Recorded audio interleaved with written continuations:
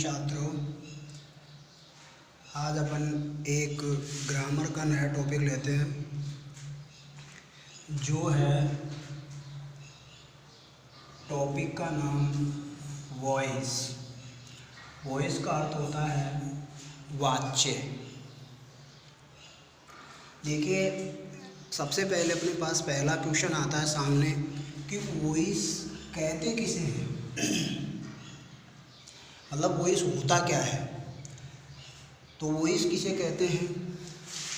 ऐसे वाक्य जिसमें सब्जेक्ट और ऑब्जेक्ट का सीधा प्रभाव किस पर पड़ता हो? क्रिया पर पड़ता हो, उसे हम क्या कहेंगे? वाच्य कहेंगे। ठीक है। वाच्य कितने प्रकार के होते हैं? वाच्य होते हैं दो प्रकार के। पहला होता है एक्टिव वॉइस। जो पहला वाला है एक्टिव वॉइस, ठीक। एंड सेकंड होता है पैसिव वॉइस। इसको बोलते हैं सक्रिय वाच्य। कौन से वाच्य? सक्रिय वाच्य। एंड पैसिव इसका अर्थ होता है निष्क्रिय वाच्य। कौन से वाच्य?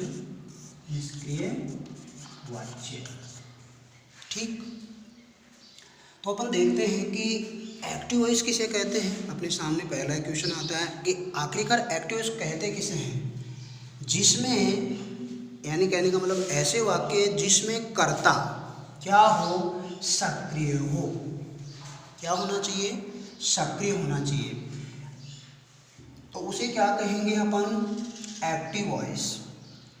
ठीक है। जैसे कैसे? जैसे मैंने एक सेंटेंस लिखा फॉर एग्जाम्पल के लिए,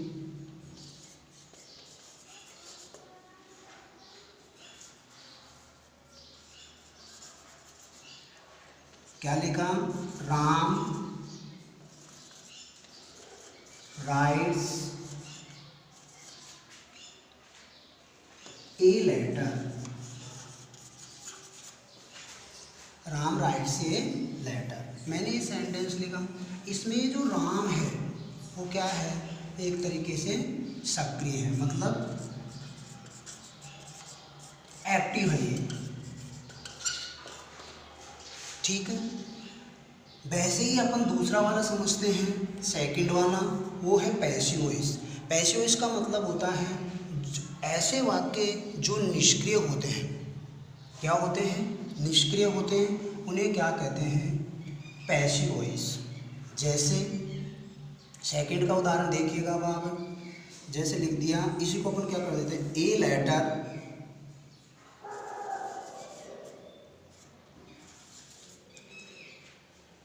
A letter is written by Ram। अब देखिएगा, इसमें जो कर्ता है वो क्या हो जाता है? निष्क्रिय हो जाता है। और जो आपका ऑब्जेक्ट है वो क्या हो जाता है? सक्रिय हो जाता है। तो ऐसे वाक्य को क्या कहेंगे अपन? Passive voice. नेक्स्ट लेते हैं। ये तो हो गई एक्टिव और पैसिव वॉइस की बात। इसके बाद अपन लेते हैं इनके विशेष नियम, यानी एक्टिव से पैसिव बनाने के विशेष नियम। तो पहला नियम होता है कि एक्टिव से पैसिव बनाते समय, फर्स्ट नियम है ये, एक्टिव से पैसिव बनाते समय सबसे पहले सब्जेक्ट और ऑब्जेक्ट की पहचान करनी होती है। मतलब सबसे पहले तो क्या करेंगे? सब्जेक्ट और ऑब्जेक्ट की पहचान करेंगे। ठीक है। सबसे पहली चीज इसमें ये देखनी है कि सब्जेक्ट तो कौन सा है और ऑब्जेक्ट कौन सा है। ठीक है। तो जैसे मैंने लिखा सीता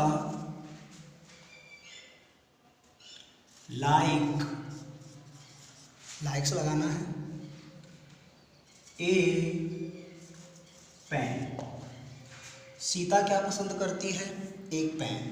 तो मैंने क्या कहा इसमें, सबसे पहले सब्जेक्ट और ऑब्जेक्ट की क्या करनी होती है? पहचान करनी होती है। तो देखिएगा सीता क्या है? सब्जेक्ट। ए मतलब लाइक क्या है? वर्ब है। ये तो वर्ब की फर्स्ट फॉर्म में क्या लग रही है? एस या यस। और ए पेन क्या है? ऑब्जेक्ट। बात अपन को यही करनी है कि मैंने नियम बोला था कि इन वाक्यों में सबसे पहले सब्जेक्ट और ऑब्जेक्ट की पहचान करनी होती है। तो सब्जेक्ट और ये आपका ऑब्जेक्ट। ठीक, इसके बाद चलते हैं सेकंड नियम। ये तो फर्स्ट नियम था।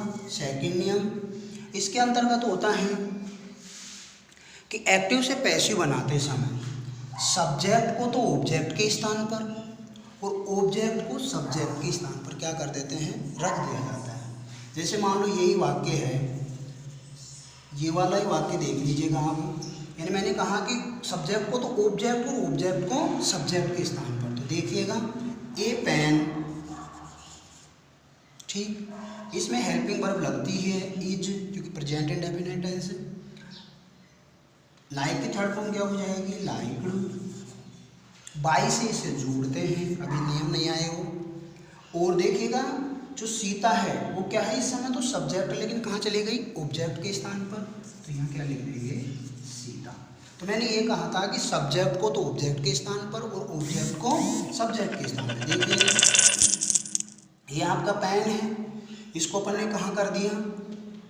यानी ये ऑब्जेक्ट था, यहाँ सब्जेक्ट की जगह ले आए, और ये सब्जेक्ट था, इसको ऑब्जेक्ट की जगह ले आए। ये इस समय ऑब्जेक्ट है और ये इस समय सब्जेक्ट केस है।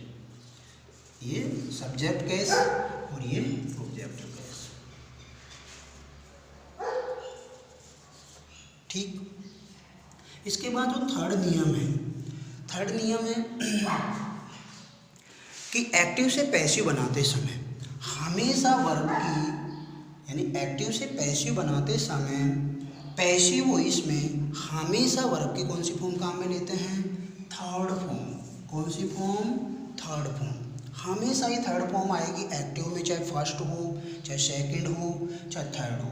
इसमें तो कौन सी आएगी? Third form. देखिएगा कैसे, जैसे अभी इसी वाक्य को समझ लीजिएगा। अपन ने यहाँ पे क्रिया कौन सी ली? फर्स्ट फॉर्म, यानी प्रेजेंट इंडेफिनिट टेंस की फर्स्ट फॉर्म ली है। लेकिन जैसे ही अपन इसकी पैसिव बनाएंगे तो देखिएगा यहाँ पे मैंने क्या कर दिया? वर्ब को थर्ड बना दिया। तो नियम फॉलो हो गया कि एक्टिव से पैसिव बनाते समय पैसिव वॉइस वाले वाक्यों में हमेशा वर्ब की थर्ड फॉर्म काम में लेते हैं। ये नियम थर्ड हो गया।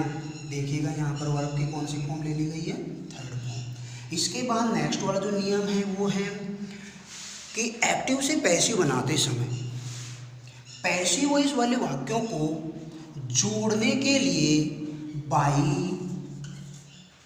या विथ या टू का प्रयोग किया जाता है। किस किस का? बाई, विथ या टू। लेकिन आपके कोर्स में ज़्यादातर किससे बने हुए हैं? बाई से। विथ के भी होंगे लेकिन टू के तो बहुत कम मिलते हैं। आपके में तो ज़्यादातर कौन से ही है? बाई के हैं। यानी 10th लेवल की बात चल रही है ये। तो जो फोर्थ नियम था वो किसका है? किससे जोड़ देते हैं? बाई से। देखिएगा कैसे, ये पेन इज लाइक्ड, ये जोड़ दिया गया बाई से। तो इसको किससे जोड़ देते हैं? बाई से जोड़ देते हैं, क्योंकि ये वाक्य किसका बना हुआ है? ये तो एक्टिव इसका वाक्य एक तरीके से, शॉर्ट भी लिख देते हैं ये भी, और ये है पैसिव इसका वाक्य। तो देखो इसी को तो बनाया था अपन ने। पहला नियम देखिएगा, सब्जेक्ट को ऑब्जेक्ट के स्थान पर, ऑब्जेक्ट को सब्जेक्ट के स्थान पर। तो देखिएगा ऑब्जेक्ट था, सब्जेक्ट के स्थान पर ले आए। उसके बाद टेंस बदल दिया गया इजामार वाला, क्योंकि इसमें हेल्पिंग वर्ब नहीं होती है। पैसिव में हमेशा हेल्पिंग वर्ब लगाई जाती है। इसके बाद नेक्स्ट देखिएगा, वर्ब की थर्ड फॉर्म वाला नियम था, वर्ब की थर्ड फॉर्म कर दी गई है। बाई से जोड़ने का नियम आया तो बाई से जोड़ दिया। इसके बाद सब्जेक्ट को ऑब्जेक्ट के स्थान पे किया गया, तो क्या कर दिया गया? सब्जेक्ट को ऑब्जेक्ट के स्थान पर बदल दिया गया। ठीक है, ये 4 नियम हैं। इस तरीके से अभी आपका ये टॉपिक पूरा नहीं हुआ है, लेकिन ये 4 नियमों के अनुसार अपन क्या कर सकते हैं, इन पैसिव वॉइसों को थोड़ा एक सामान्य स्तर पर बना सकते हैं। इसके बाद आप लोगों को बनाने हैं 3 सेंटेंस। 3 सेंटेंस बनाने हैं आप लोगों को। तो पहला सेंटेंस घर के लिए ही काम। पहला सेंटेंस है रोहित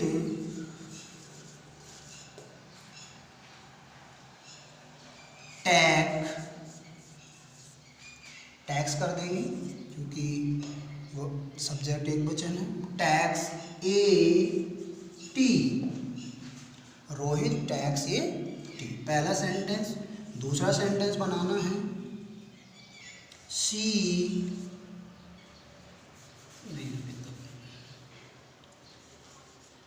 रमन टीच, टीचर हो जाएगा, ए लेसन। ठीक। तो थर्ड वाला है कविता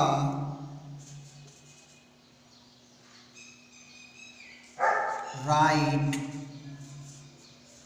ऐसे लगा देंगे, ए स्टोरी। ये आपको 3 सेंटेंसेज घर पे बनाने हैं और बनाने के बाद आपको क्या करना है, इन्हें वापस होमवर्क करके कॉपी में और भेजना है। मैं चेक करने के बाद आपको बता दूंगा, जिसका रॉन्ग हो उसका सही करके बता दूंगा और जिनका सही है उनके राइट के निशान करके दे दूंगा। Thank you.